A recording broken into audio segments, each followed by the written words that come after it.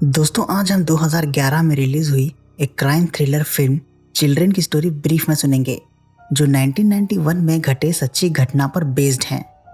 1991 में south Korea के local elections के दौरान 5 बच्चे जो पासी के माउंटेन पर गए थे, फिर कभी वहां से रिटर्न नहीं आए।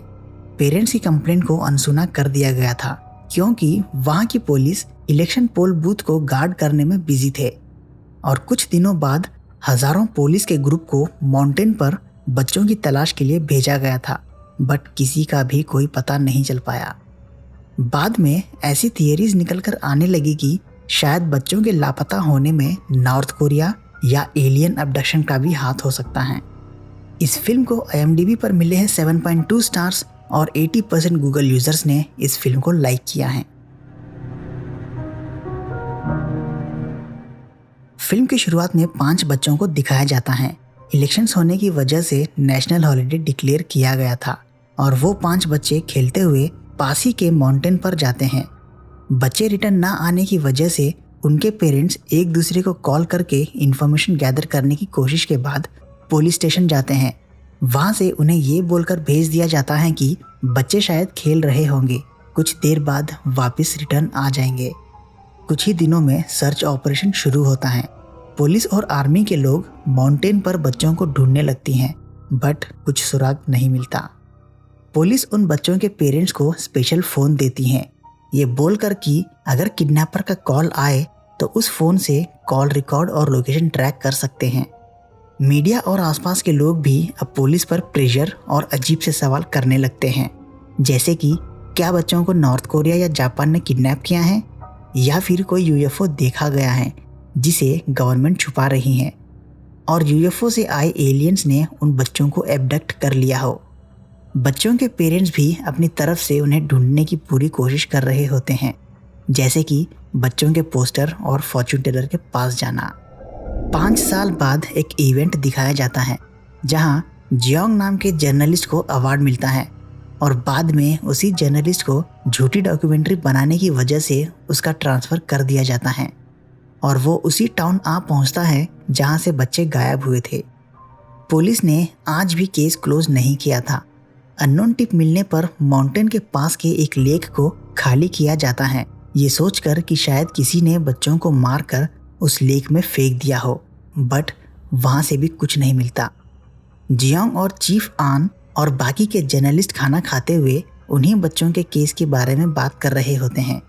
जियोंग बोलता है कि वो लोग इस स्टोरी पर टाइम वेस्ट कर रहे हैं, बट जियोंग की बातों से चीफ आन नाराज होता है।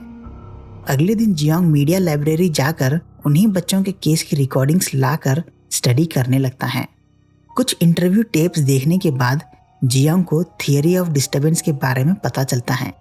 एक प्रोफेसर बोल रहा होता है कि उसकी थियरी के अनुसार इलेक्शंस को डिस्टर्ब करने के लिए उन 5 बच्चों को किडनैप किया गया था, बट शायद कुछ गड़बड़ होने की वजह से वो बच्चे फिर कभी वापस नहीं आ पाए। जियोंग अब उसी प्रोफेसर से मिलने यूनिवर्सिटी आता है। प्रोफेसर बोलता है कि बच्चे मिसिंग होने के बाद कुछ ही घंटों में जोंगहो नाम के एक छोटे बच्चे की मदर उसे ढूंढने लगती हैं और तभी मिसिंग की रिपोर्ट की थी। ये थोड़ा अजीब था क्योंकि आसपास के एरिया में ज़्यादातर बच्चे सुबह से शाम तक माउंटेन के पास खेलते रहते हैं। शाम तक बिना वेट किए जोंगहो की मदर ने मिसिंग कंप्लेंट क्यों की थी। प्रोफेसर एक फ़ोन रिकॉर्डिंग भी सुनाता है। किडनैपिंग के 2 महीने बाद जोंगहो ने अपनी मदर को कॉल किया था, बट उसकी मदर की बातों से बिल्कुल भी नहीं लग रहा था कि वो मिसिंग हो, क्योंकि अगर किसी माँ का छोटा बच्चा मिसिंग हो तो वो अपने बच्चे की आवाज़ सुनकर हज़ारों सवाल करने लगती और शायद रोने भी लगती।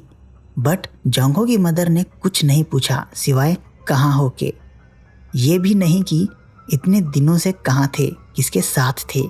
और बोलता है कि पुलिस ने एक स्पेशल फ़ोन दिया था जिस पर ट्रैकिंग बटन भी था, बट जोंगहो की मदर ने कभी भी वो बटन प्रेस नहीं किया जिससे जोंगहो की लोकेशन ट्रैक हो पाए। जियोंग के पूछने पर प्रोफेसर बोलता है कि शायद जोंगहो की मदर को पता था कि फ़ोन किसने किया है, इसीलिए शायद ट्रैकिंग बटन प्रेस नहीं किया। ये तो कंफर्म है कि वो किसी को बचाने की कोशिश कर रही हैं। सीन अब पुलिस स्टेशन में आती हैं। जियोंग पुलिस ऑफिसर को प्रोफेसर की बातें बताता है, जिससे ऑफिसर जियोंग पर ही चिल्लाने लगता है, क्योंकि हजारों पुलिस और आर्मी के सर्च ऑपरेशन के बाद भी किसी बच्चे की डेड बॉडी नहीं मिली थी। वो ये भी बोलता है कि उसे प्रोफेसर की बातों पर यकीन नहीं है। बच्चों के मिसिंग के बाद उनके पेरेंट्स ने उन्हें ढूंढने के लिए अपनी जॉब और जिंदगी ऑलमोस्ट खत्म कर दी है। अगले दिन प्रोफेसर और जियोंग जोंगहो के पेरेंट्स से मिलने आते हैं। जोंगहो का पिता जब जोंगहो की फोटोज ढूंढ रहा होता है, जोंगहो की ग्रैनी इशारे में जियोंग और प्रोफेसर को कुछ बताने की कोशिश करती हैं। उस रात प्रोफेसर जियोंग को अपनी और एक थियरी बोलता है। जब वो दोनों जोंगहो के घर से रिटर्न आने के लिए निकले थे, प्रोफेसर ने वहाँ टॉयलेट यूज़ किया था, बट जैसे ही प्रोफेसर टॉयलेट गया था, जोंगहो का पिता भी टॉयलेट आया था, बिना ये देखे कि वो लेडीज़ टॉयलेट में जा रहा है, और वो अंदर जाकर कुछ बोल रहा था। प्रोफेसर की थियरी के अनुसार जोंगहो का पिता चाहता था कि प्रोफेसर उसकी बातें सुने, इसीलिए वो लेडीज़ टॉयलेट गया था और बिना पूरी तरह से डोर क्लोज किए बात कर रहा था, जिससे उसकी आवाज़ प्रोफेसर तक पहुंच सके। और जोंगहो की ग्रैनी भी कुछ बोलना चाहती थी। जियोंग जब आसपास के लोगों से पूछताछ कर रहा होता है, उसे पता चलता है कि जिस दिन बच्चे मिसिंग थे, उस दिन आफ्टरनून को ही जोंगहो की मदर ने अपने घर पर लॉक लगाकर उसे ढूंढने निकली थी, बिना ये सोचे कि अगर जोंगहो रिटर्न घर आए तो वो घर पर लॉक देखकर कहाँ जाएगा।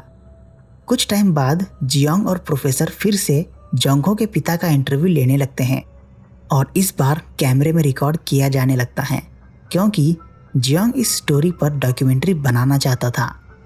इंटरव्यू के दौरान जब जोंगहो का पिता वहाँ से जाने लगता है, प्रोफेसर बोलता है कि उसे उसी पर शक है और शायद उसी के घर में 5 बच्चों को मारकर दफना दिया गया है, क्योंकि उनके घर की फ्लोरिंग बदल दी गई थी। जोंगहो का पिता जाते जाते बोलता है कि अगर प्रोफेसर गलत निकला तो उसे कॉन्सिक्वेंसेस भुगतना पड़ेगा। अगले दिन प्रोफेसर हायर अथॉरिटी से जोंगहो के घर की तलाशी के लिए परमिशन ले लेता है। आसपास के लोग और मीडिया हाउस अब जोंगहो के घर पर पहुंच जाते हैं। प्रोफेसर पुलिस के साथ उनके घर की फ्लोरिंग और टॉयलेट सब तुड़वा देता है, बट वहाँ से कुछ नहीं मिलता और पुलिस प्रोफेसर को वहाँ से ले जाती है। सीन अब जियोंग पर आती है। जब वो अपनी ऑफिस में सामान पैक कर रहा होता है, फिर से प्रोफेसर का उसे कॉल आता है। फ़ोन की दूसरी साइड से प्रोफेसर बोलता है कि जोंगहो शायद अभी भी जिंदा है, हो सकता है कि उसके पिता ने ही उसे कहीं छुपा रखा हो और वो बाद में माउंटेन पर उसकी बॉडी डाल देगा। ये सब सुनकर जियोंग फ़ोन साइड में रख देता है और वो अपने सीनियर को रेजिग्नेशन लेटर देकर वहाँ से चला जाता है। जियोंग वापस से सियोल आ जाता है और इन्वेस्टिगेशन पुलिस ऑफिसर का दूसरे डिपार्टमेंट में ट्रांसफ़र हो जाता है। ऐसे ही 10 साल बीत जाते हैं और सीन जोंगहो के पिता पर आती है। वो अपने फ्रेंड के साथ ड्रिंक्स करता हुआ अभी भी अपने खोए हुए बच्चे की याद में रो रहा होता है। कुछ दिन बाद हेवी रेनफॉल होती है और माउंटेन्स पर लैंडस्लाइड होने की वजह से नेक्स्ट मॉर्निंग कुछ लोगों को इंसान के बोन्स मिलते हैं। फिर से इन्वेस्टिगेशन होती है। माउंटेन्स पर ज़मीन खोदकर उन 5 बच्चों के कंकाल निकाले जाते हैं। फॉरेंसिक्स इन्वेस्टिगेशन में पता चलता है कि उन बच्चों को मारने से पहले टॉर्चर किया गया था। पेन की वजह से उन बच्चों की मौत हुई थी। जियोंग अब उसी इन्वेस्टिगेटिंग ऑफिसर से मिलता है। ऑफिसर उसे बोलता है कि मर्डर ना तो फैमिली मेम्बर ने किया है और ना उस टाउन में रहने वाले किसी इंसान ने। आगे बोलता है कि उसने एक रात जोंगहो के घर के सामने एक अनजान कार देखी थी और हो सकता है कि वो मर्डरर की कार हो। ऑफिसर उस मर्डरर को ऐसे ही मारना चाहता था जैसे उसने उन बच्चों को मार दिया, बट बिना सबूत के वो कुछ नहीं कर पाया। जियोंग वापस से माउंटेन्स पर जाता है जहाँ से बच्चों के बोन्स मिले थे। वो सोचता है कि अगर बच्चों को वहीं मारा गया था तो मर्डरर शायद बार बार वहाँ आकर चेक किया करता होगा और एक ही साथ 5 बच्चों को मारना इतना आसान भी नहीं होता। और वो वहाँ लेटकर मर्डर रिकंस्ट्रक्ट करने की कोशिश करता है। रिसेंटली 2 और बच्चे लापता होने की न्यूज़ फैलती है। कुछ टाइम बाद ऑफिसर जियोंग को एक फैक्स भेजता है जिसमें मर्डरर की कार का नंबर होता है। जियोंग उस नंबर से मर्डरर के घर पर पहुंच जाता है, बट वहाँ कोई नहीं होता और वो मर्डरर के घर की तलाशी लेने लगता है और रात को वहीं घर के बाहर ही वेट करता है। रात को जैसे ही मर्डरर अपने घर आता है, वो अपना सामान देखकर समझ जाता है कि कोई उसके घर पर आया था और वो बाहर जाकर कार्स चेक करने लगता है। कार में जियोंग को सोता देख मर्डरर उसकी कार की डिटेल्स ले लेता है। सीन अब जियोंग की बेटी पर आती है। जब वो अपने स्कूल से बाहर निकलती है, मर्डरर उसे उठाकर ले जाता है और कुछ टाइम बाद वापस छोड़ भी देता है।